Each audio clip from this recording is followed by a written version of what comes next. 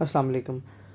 हाँ जी, क्या हाल चाल, आप सबको ठीक है? अच्छा जी, आज हम न्यू सब्जेक्ट स्टार्ट करेंगे जो ऑफ्थल्मोलॉजी है। इसमें से भी 5 से 7 एमसीक्यूज़ आपके एग्ज़ाम में आ जाते हैं और ये भी इंपॉर्टेंट है, ये भी करना ही करना है। ठीक है, जब हमारा इंगॉफ मेथड लगता है एनएलई में, तो इसमें से जब 5-7 एमसीक्यूज़ आते हैं, मेजॉरिटी स्टूडेंट ये वाला सब्जेक्ट करते नहीं है और उनके ये वाले एमसीक्यूज़ ठीक नहीं होते और फिर हमें इसके मार्क्स अच्छे मिलते होते हैं, वेटेज अच्छा हो जाता है फिर इसका। ठीक है, वैसे सारे इसको कहते हैं लीस्ट इंपॉर्टेंट सब्जेक्ट है, लेकिन करना तो है। लेकिन हम वो चीज़ इसमें से करेंगे जो इंपॉर्टेंट है, हाई यील्ड है, जिसमें आपके रिपीटेडली पास पेपर में जितने भी एमसीक्यूज़ आए ना, वो भी सारे इसके अंदर कवर हो जाए। ठीक है, स्टार्ट करते हैं जी। ठीक है, सबसे पहले हमें पता होना चाहिए आई के बारे में। ठीक है, आई क्या है आपने बताना है कि जब भी हम आई को पढ़ेंगे, इसके अंदर आपने बताना है कि इसका सबसे पहले इसकी आपको थोड़ी बहुत फिजियोलॉजी पता होना चाहिए। इसको हम क्या कहते हैं, ऑर्गन ऑफ साइट भी बोलते होते हैं। ठीक है, अगर आपसे कोई पूछे जी ऑर्गन ऑफ साइट कौन सा है, तो आपने बताना है जी आई। फिर आपने बताना ये हमारी ऑर्बिटल कैविटी में, स्कल की ऑर्बिटल कैविटी के अंदर ये पड़ा होता है। ठीक है, स्कल की किस में, ऑर्बिटल कैविटी में हमारे पास आई पड़ी होती है। ठीक है, ये आपने बताना है। फिर आपने बताना है जी इसका डायामीटर कितना होता है। आपने बताना है इसका डायामीटर 2.5 सेंटीमीटर क्या होता है, इसका डायामीटर होता है। और इसका वॉल्यूम कितना होता है, आपने बताना है इसका 7 वॉल्यूम होता है हमारे पास। क्या क्या मैंने अभी तक आपको बताया है, इसको हम ऑर्गन ऑफ साइट भी बोलते हैं। दूसरी बात आपने क्या बतानी है कि हमारे पास ऑर्बिटल कैविटी में पड़ा होता है, किसमें, स्कल में पड़ा होता है। ठीक है, स्कल की ऑर्बिटल कैविटी में हमारे पास क्या पड़ी होती है, आई पड़ी होती है। ठीक है, अभी तक हमने यही बातें की हैं। आगे आ जाए जी, हमसे अगर कोई भी इसका स्ट्रक्चर पूछे, किसका, आई का, हमने बताना है जी हमने इसको आगे 3 पार्ट्स के अंदर डिवाइड किया हुआ। अब वो कौन कौन से 3 पार्ट्स हैं वो हम देख लेते हैं। सबसे पहले बताना है आपने कि इसको हम इंटरनल स्ट्रक्चर में डिवाइड करते हैं। किसके अंदर, इंटरनल स्ट्रक्चर देखते हैं इसके अंदर हम। फिर हमने बताना हम इसके अंदर क्या देखते हैं, एक्सेसरी स्ट्रक्चर्स देखते हैं। फिर अगर आपसे तीसरी चीज़ पूछी जाए, आपने बताना हम इसकी लेयर्स के बारे में डिस्कस करते हैं, लेयर्स ऑफ आई बॉल। हमने इसको ऐसे 3 में आगे डिवाइड किया हुआ। अब देखिए जी, जो आज हम सबसे पहले पढ़ेंगे वो इसकी है लेयर्स। बाकी इंटरनल स्ट्रक्चर और आपको एक्सेसरी स्ट्रक्चर हम बाद में डिटेल में पढ़ेंगे, ये नहीं कि वो नहीं पढ़ना, वो भी पढ़ेंगे। ठीक है, लेयर्स का क्वेश्चन आया, आपसे पूछो जी कितनी लेयर है, आपने बताना है सबसे पहले इसकी 3 लेयर्स हैं। कौन कौन सी लेयर है, आपने बताना है इसकी एक फाइब्रस लेयर है हमारे पास। दूसरी हमारे पास कौन सी लेयर है, आपने बतानी है वास्कुलर लेयर है हमारे पास। ठीक है, तीसरी लेयर अगर आपसे पूछी जाए तो आपने बतानी है हमारे पास नर्वस लेयर है। ठीक है, ये जिसकी 3 लेयर हैं जो हमने देख ली, एक फाइब्रस इन नेचर है, एक वैस्कुलर इन नेचर है और एक नर्वस लेयर है हमारे पास। अच्छा, जब भी हमने आई को पढ़ना है ना, हमने आउटसाइड से इनसाइड की तरफ मूव करना है। ये भी रूल याद रख लीजिएगा, आउटसाइड से इनसाइड की तरफ हमने मूव करना होता है। अगर आपसे पूछे जी हमारे पास एक्सेसरी स्ट्रक्चर कौन कौन से आएंगे, तो आपने बताना है एक्सेसरी स्ट्रक्चर में हमारे पास सबसे पहले इसके अंदर आपने बताना है हमारे पास आईब्रोज आती हैं। क्या आता है हमारे पास, आईब्रोज आती हैं। आपने ये बताना है जी हमारे पास एक्सेसरी स्ट्रक्चर में आईब्रोज आता है। फिर आपसे पूछा जाए सेकंड कौन सा होता है, आपने बताना जी आईलिड होती है हमारे पास। सबसे पहले हमने देख लिया क्या है जी, आईब्रोज। फिर हमारे पास कौन सा स्ट्रक्चर आपने बताना है, आईलिड है हमारे पास। ठीक है, फिर आपने बताना है जिसके अंदर आई लैशेज आती हैं। ठीक है, ये सारे एक्सेसरी स्ट्रक्चर, इन पे भी डिजीज़ हैं। ये नहीं कि हमने ये भी ये नहीं पढ़नी, हमने ये भी पढ़ना है इसके अंदर। फिर आपने बताना जी लैक्रिमल अपरेटस इसके अंदर आता है। फिर इसके अंदर क्या आता है, एक्स्ट्रा ओक्यूलर हमारे पास मसल आते हैं। ठीक है, कौन से, एक्स्ट्रा ऑक्यूलर मसल्स। ये सारे हमारे पास एक्सेसरी स्ट्रक्चर हैं। मेन फोकस तो हमारा भी किस पे है, हमारी लेयर्स पे है। हम लेयर्स पे करेंगे, फिर इंटरनल स्ट्रक्चर्स को देखेंगे क्या क्या उसके अंदर आता है। फिर उसके बाद हम एक्सेसरी स्ट्रक्चर को देखेंगे, अगर वहाँ पे कोई डिजीज़ हो गई है, कोई पैथोलॉजी हो रही है तो किस वजह से हो रही है, ये सारी चीज़ें हम उसके अंदर देखेंगे। सबसे पहले आ जाइए किसकी तरफ, फाइब्रस लेयर की तरफ। हमने अभी बताई जी हमारे पास क्या है, फाइब्रस लेयर है। ये क्या है, इसकी नेचर क्या है, आपने बताना है जी हमने इसको आगे 2 पार्ट में डिवाइड किया हुआ फाइब्रस लेयर को भी। अब कौन कौन से 2 पार्ट हैं वो भी लिख लें। एक हमारे पास होता है पोस्टीरियरली, ठीक है, 5/6 क्या हमारे पास पड़ा होता है, reddish white in nature. Very important MCQ से ये भी आता है, रेडिश वाइट इन नेचर। कौन सा स्ट्रक्चर हमारे पास, आपने बताना कि स्क्लेरा की बात कर रहा है। मैं भी आपको ये सारा डायग्राम से भी दिखाता हूँ, अभी सिर्फ सुन लीजिएगा। अगर आपसे पूछा जाए एंटीरियरली क्या हमारे पास पड़ा होता है, आपने बताना जी एंटीरियर 1/6 हमारे पास क्या पड़ा होता है, हमने बताना जी कॉर्निया पड़ा होता है। ठीक है। कॉर्निया में से एक बड़ा मज़े का एमसीक्यूज आता है, एग्जामिनर पूछता है पूरी बॉडी में से ऐसा कौन सा ए वास्कुलर स्ट्रक्चर है जिसकी ब्लड सप्लाई नहीं है, तो आपने बताना है जी कॉर्निया। ये एमसीक्यूज कभी कभार आ जाता होता है, ये आपने याद रखना है। अगर आपसे पूछा जाए अगर हमारे पास reddish white in nature posterior 5-6 जो आपकी आई का हिस्सा है वो कौन सा है, आपने बताना कि यहाँ पे एग्जामिनर किसकी बात कर रहा है, स्क्लेरा की बात कर रहा है। ये थी जी इसकी फाइब्रस लेयर। अभी सिर्फ इतना ही याद रख लें, जब हम आगे डिटेल में डिस्कस करेंगे फिर इसको आगे देखेंगे। अभी बच्चों हम इसकी एनाटॉमी पढ़ रहे हैं। आपको पता है एनाटॉमी थोड़ा सा ड्राई सब्जेक्ट है, थोड़ा सा रट्टा लगाना पड़ता है, तो इसमें मैं आपको ऐसा इतना ज़्यादा कॉन्सेप्ट नहीं दे सकता, लेकिन हाँ जितनी इंपॉर्टेंट बात है मैं आपको अभी यहाँ पे याद करवा दूंगा। ठीक है, वो आपको पता होना चाहिए। दूसरी चीज़ हम इसके अंदर क्या देखते हैं, मैंने आपको बताया जी वास्कुलर लेयर देखते हैं। हमने यही पढ़ा था कि जी दूसरी लेयर हमारे पास कौन सी है, वैस्कुलर लेयर की पढ़ी। अब हमारे पास वैस्कुलर लेयर अगर आपसे पूछा जाए कौन सी लेयर है, आपने बताना है जी मिडल लेयर। सबसे पहले हमने कौन सी पढ़ी, हमारे पास फाइब्रस थी, और वो कौन सी थी, हमारे पास आउटर मोस्ट थी। अब हम कौन सी पढ़ रहे हैं, मिडल लेयर।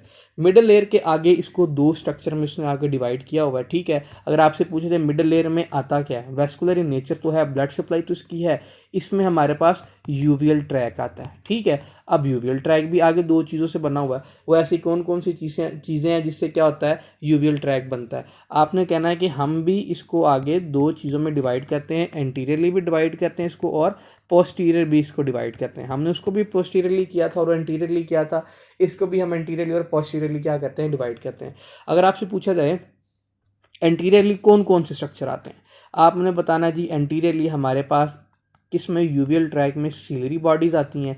ये मैं अभी आपको सारी चीज़ें डायग्राम से ज़रूर दिखाऊंगा। और हमारे पास दूसरी चीज़ क्या आती है, आपने बताना जी आयरस आता है।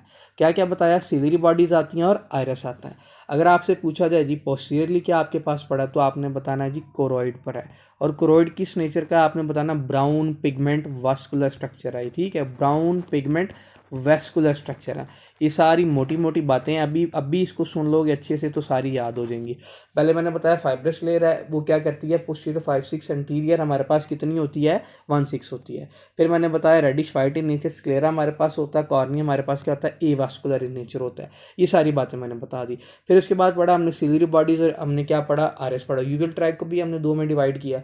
सिलरी बॉडीज़ का आपने बताना ये क्या है, हमारे पास ट्रायंगुलर वेस्कुलर स्ट्रक्चर है। ये कौन सा नेचर की है, ट्रायंगुलर वेस्कुलर स्ट्रक्चर। मैं भी आपको ये सारी चीज़ें दिखाता हूँ। ठीक है, फिर दूसरा क्या पढ़ा हमने, आरएस पढ़ा। ये कौन सा है, आपने बताना कलर सर्कुलर डायफ्राम होता है। ठीक है, कौन सा, कलर सर्कुलर डायफ्राम, और अटैच किसके साथ होता है, आरएस के साथ अटैच होता है। ठीक है, ये बातें अभी तक हमने पढ़ी है। मैंने क्या बताया, अगर आपसे कोई पूछे कि आपकी आई को कलर कौन देता, तो आपने बताना उसके लिए जो रिस्पॉन्सिबल होता है वो हमारा आयरस होता है। ये भी एक एमसीक्यूज आता है, ये भी लिख लीजिएगा।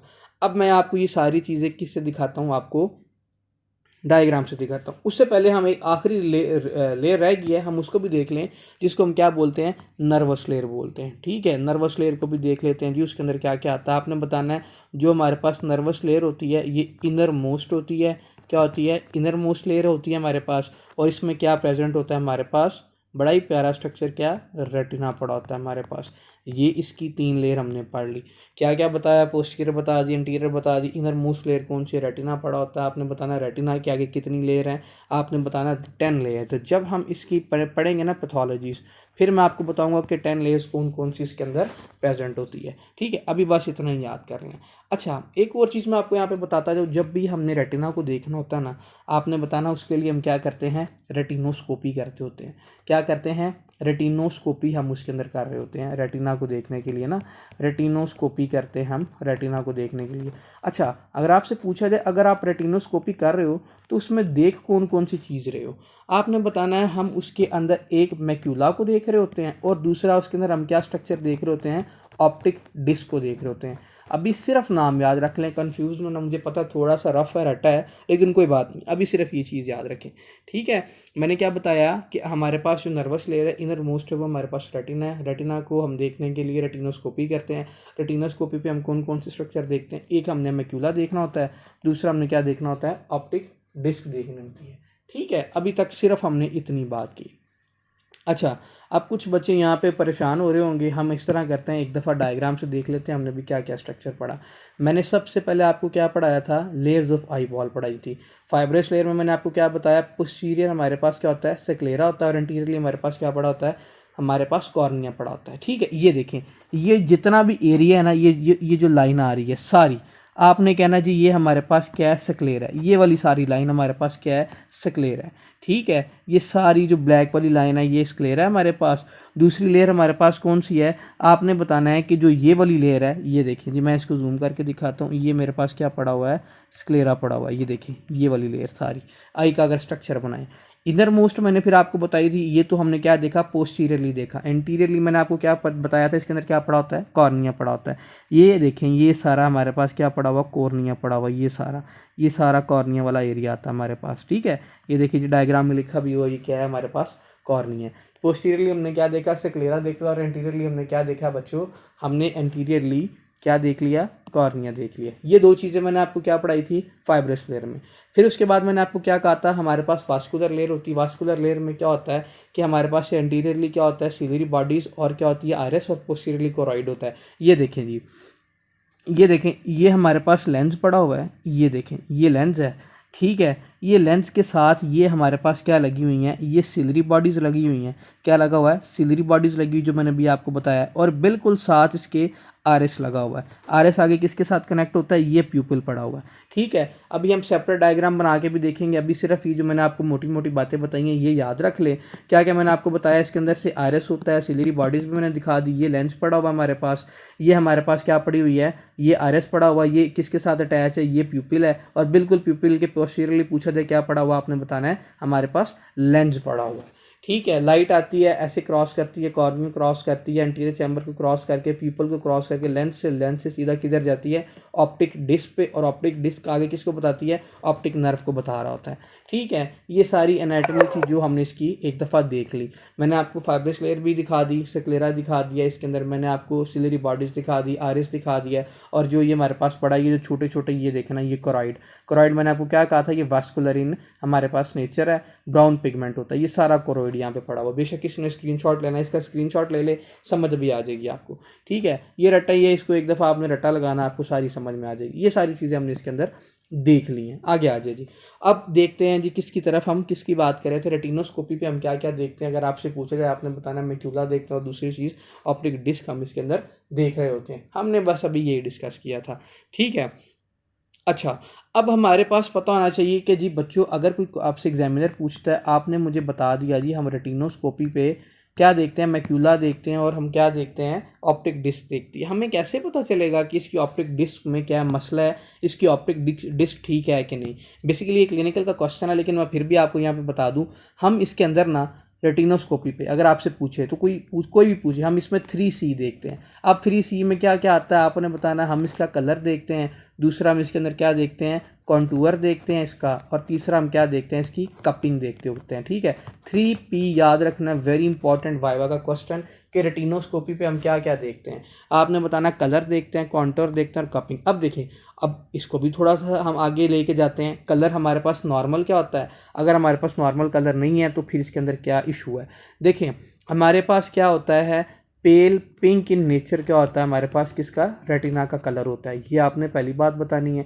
अब आपने रेटिनोस्कोपी की, जब आपने रेटिनोस्कोपी की तो उसमें हमें सिर्फ पेल नज़र आया, पिंक नज़र नहीं आया, सिर्फ पेल नज़र आया।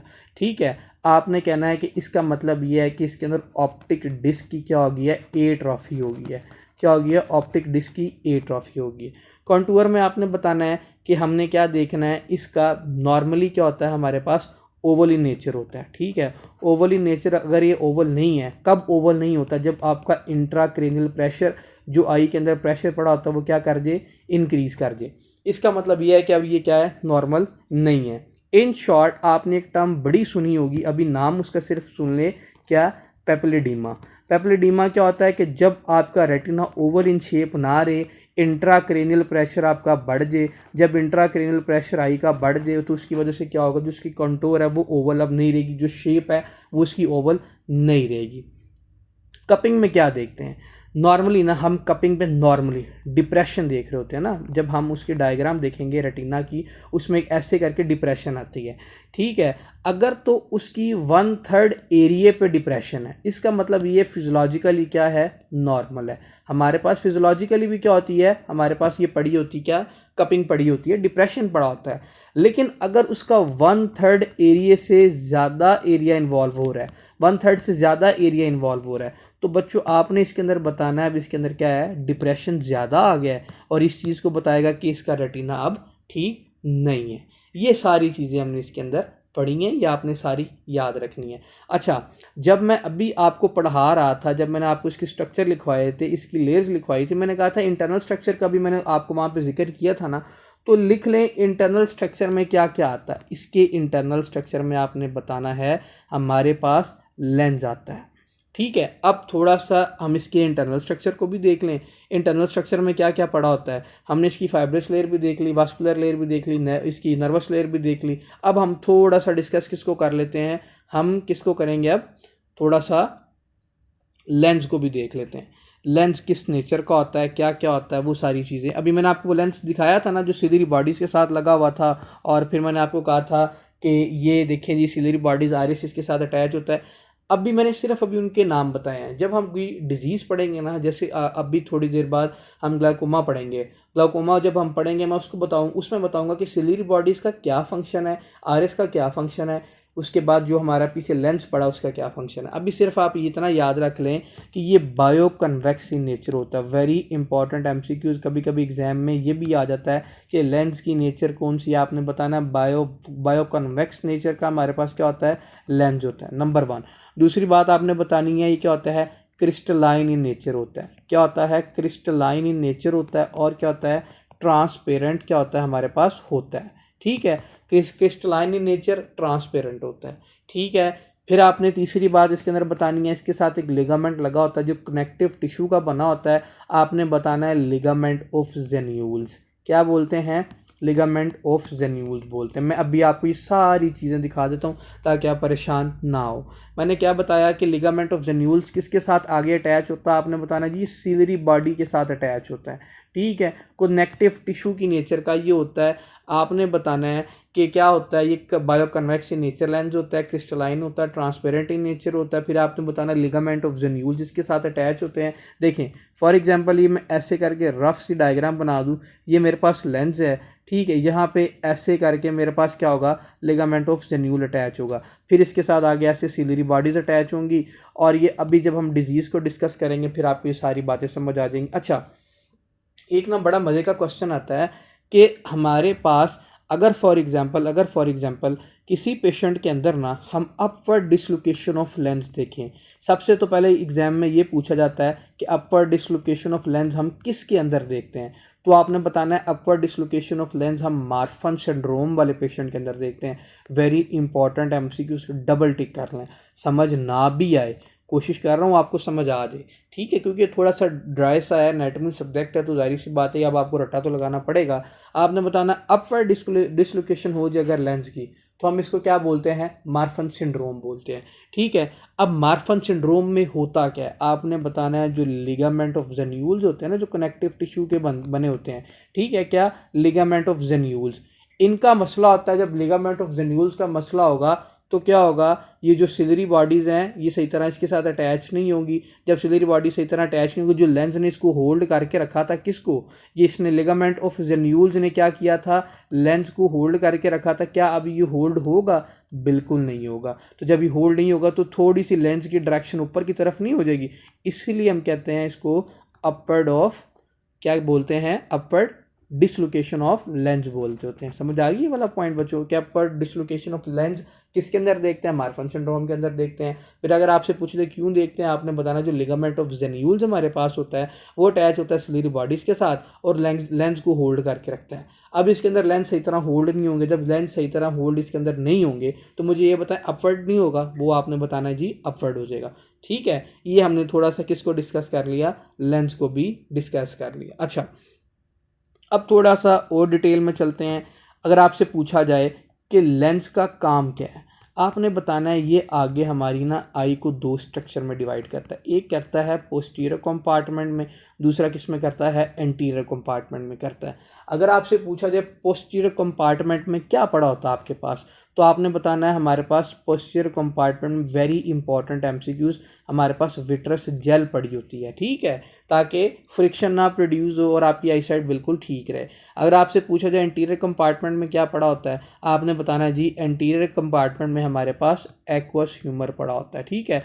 इसको भी आगे फर्दर दो में डिवाइड करते हैं, लेकिन आपकी आसानी के लिए आप इतना ही याद रख लें कि एंटीरियर कंपार्टमेंट को भी आगे हम दो में डिवाइड करते हैं। अब थोड़ा सा डायग्राम की तरफ आ जाएं, मैं आपको थोड़ी सी डायग्राम इसके अंदर समझा देता हूँ कि इसके अंदर क्या क्या होता है, क्या क्या हमने अभी डिस्कस किया लेंस का।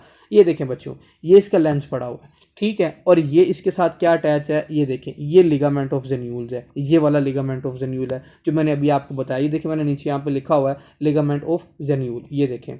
इसके साथ ये जो है ये हमारे पास क्या है, सिलरी बॉडी अटैच है, ठीक है, ये सिलरी बॉडी अटैच है। अब देखिए इसने लेंस को एक नॉर्मल पोजीशन पे नहीं रखा हुआ, इसने लेंस को एक नॉर्मल पोजीशन के अंदर रखा हुआ है। लेंस क्या कर रहा है, इन दो कंपार्टमेंट को सेपरेट कर रहा है। मैंने आपको ये पढ़ाया एंटीरियर और पोस्टीरियर कंपार्टमेंट में डिवाइड करते हैं, ये इसका पोस्टीरियर कंपार्टमेंट है, ये इसका एंटीरियर कंपार्टमेंट है। फिर मैंने बताया जी इसके अंदर क्या होती है, विट्रस जेल होती है। विट्रस जेल किसके अंदर होती है, पोस्टीरियर कंपार्टमेंट में। एंटीरियर कंपार्टमेंट में मैंने आपको क्या पढ़ाया, इसके अंदर क्या होता है, एक्वस ह्यूमर होता है, ठीक है। एक्वस ह्यूमर आपका नॉर्मल आई का प्रेशर को मेंटेन करती है। अभी तक हमने सिर्फ यही चीज़ें पढ़ी जो जो मैंने अभी आपको दिखा दी हैं, इसके अलावा तो कुछ भी नहीं पढ़ा ना, तो सिर्फ अभी इसी को ज़हन में रखें। थोड़ा सा कॉम्प्लेक्स है, मैं आपको यही कहूँगा कि साथ डायग्राम खोल लें और फिर इस लेक्चर को सुने, फिर ये आपको मुश्किल नहीं लगेगा, ठीक है।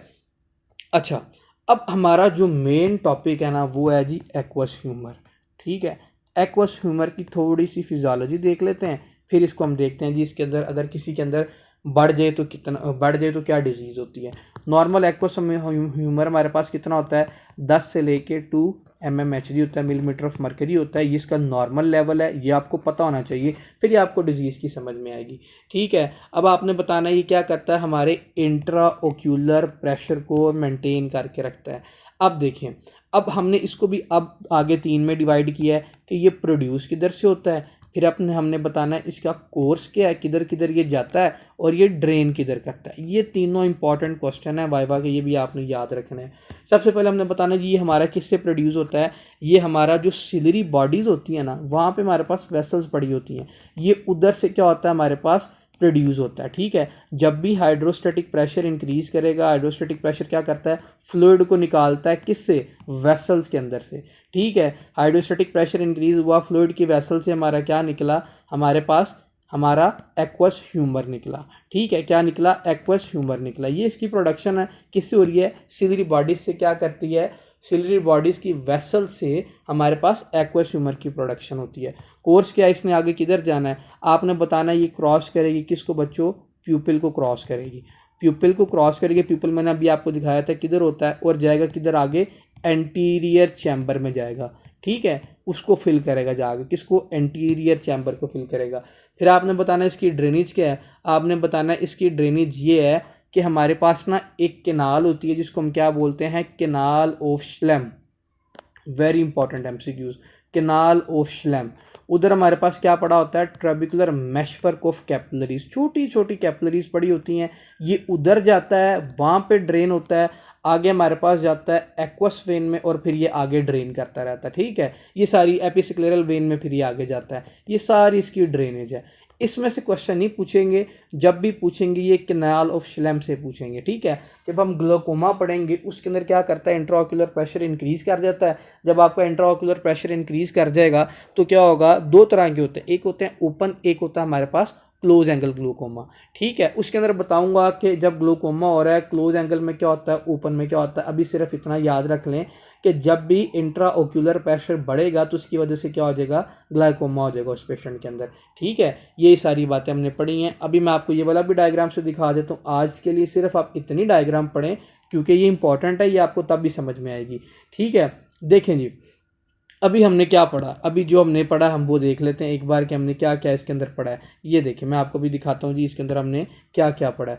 ये देखें, एक मिनट, ये देखें, हम इसको एक दफ़ा रेज करके नीट कर लें, फिर मैं आपको दिखाता हूँ कि हमने इसके अंदर क्या पढ़ा, ठीक है।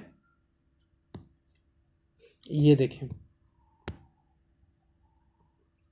ये देखें, ये मेरे पास लेंस पड़ा हुआ है, ये मेरे पास इधर प्यूपिल पड़ा हुआ है, ये मेरे पास इंटीरियर चैम्बर है, ये इसका पोस्टीरियर चैम्बर है। सिलरी बॉडीज़ की वेसल से क्या होगा हमारे पास, ये आपने देखे यहाँ पे मैंने लिखा हुआ है, सिलरी बॉडी की वेसल से क्या हमारे पास प्रोड्यूस होगा, आपने बताना जी एक्वस ह्यूमर हमारे पास प्रोड्यूस होगा। ये सिलरी बॉडीज़ हैं यहाँ पे, ठीक है, ये सिलरी बॉडीज़ हैं। ये लिगामेंट ऑफ ज़न्यूल्स को उसने क्या किया हुआ, होल्ड करके रखा हुआ यहाँ पे। अब यहाँ से क्या करेगा, यहाँ पे जो वेसल्स होगी उसकी हाइड्रोस्टैटिक प्रेशर जब इंक्रीज़ करेगा, फ्लूइड बाहर निकलेगा, इसको क्रॉस करेगा, क्रॉस करके इंटीरियर चैम्बर में आएगा। एंटीरियर चैम्बर में ये हमारे पास कैनाल ऑफ श्लेम पड़ी हुई है, जिसको हम क्या बोलते हैं, ट्रेबिकुलर मेशवर्क ऑफ कैपिलरीज भी बोलते हैं। इधर से ड्रेन करेगा किसके अंदर, एक्वस वेन के अंदर, एक्वस वेन से आगे किसके अंदर जाएगा, एपिसिक्लेरल वेन के अंदर जाएगा। ठीक है, इसकी ड्रेनेज भी इंपॉर्टेंट है।